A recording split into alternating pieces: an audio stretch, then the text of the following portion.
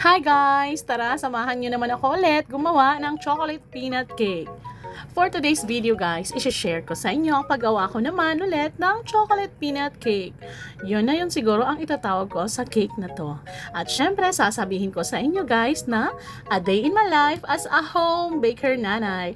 For today's video guys, isi-share ko sa inyo ang paggawa ko ng chocolate peanut cake. O diba? Nasabi ko yung intro ko ngayon kasi parang ilang beses or ilang video ko hindi ko nagawa yon. Dumaretso na ako at nakalimutan ko yung intro ko.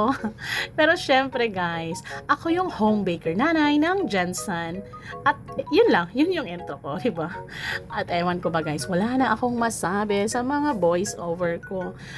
Parang wala akong magkwento ngayon. Pero syempre guys, dahil sa napakasarap na cake natin ngayon, kailangan may ichichika at may ikukwento ako sa inyo. Wala lang, about lang siguro dito sa cake ko. At ang size pala ng cake natin ngayon guys ay 9x4.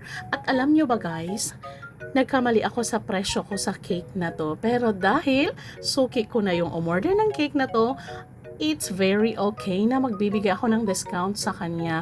At syempre, ang customer ko pa rin, nasuki ko pa rin sa cake na ito, sa ginagawan ko ng cake na ito. At ilang beses na talaga itong in-order sa akin ni Ma'am Donna. Of course, si Ma'am Donna ang laging umu-order sa akin ng cake na ito.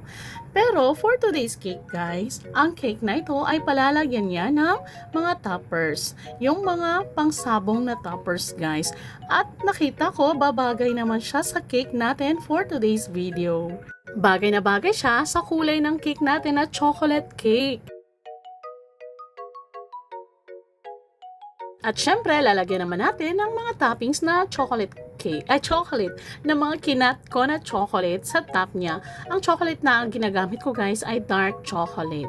At ang nalagay or ang ko ata guys, I think mga sobra ng 1/4 kasi malaki yung cake natin today, 9x4 siya. At maraming peanut para overload at saka nagdagdag pa talaga ako ng maraming cut pa na chocolate dyan. Kinat ko yan kasi buo yung binibili ko kasi guys is yung 1 kilo talaga na chocolate, yung dark chocolate. I think yung brand niya is Sevona ba yun? Yun ganun guys. Kasi minsan barrels talaga yung ginagamit ko. Ngayon, mas masarap kasi itong chocolate na to ngayon. Mas maganda siyang i-melt, ganun. Kasi naglagay din ako ng mga melted chocolate dyan sa top niya. Kasi yun talaga yung design or yun talaga yung toppings na ginagaya ko na cake na binibigay sa akin na sample ni Ma'am Dawn. At eto guys, naglagay na ako ng mga green grass sa palibot ng cake. Para naman bumagay sa concept o sa theme ng ating cake na sabong. At yung mga green grass dyan guys is request pa rin ni Ma'am Donna ipalagay talaga. Sabong cake nga ito guys, yun ba tawag doon pag may manok, magiging sabong cake na siya. At basta yun na yun guys, sabong cake. Sabong cake na overload sa chocolate. Lalagay na natin yung toppers. At ito na nga yung mga toppers guys. At alam nyo ba guys, pati itong mga toppers na to, si Ma'am Dawn pa rin ang nag-send sa akin. Kaya hindi na ako nahirapan. At thank you so much always Ma'am Dawn for trusting. At then, tapos na yung cake natin guys. At eto na nga yung final look. O diba guys, napakasarap ng cake na to.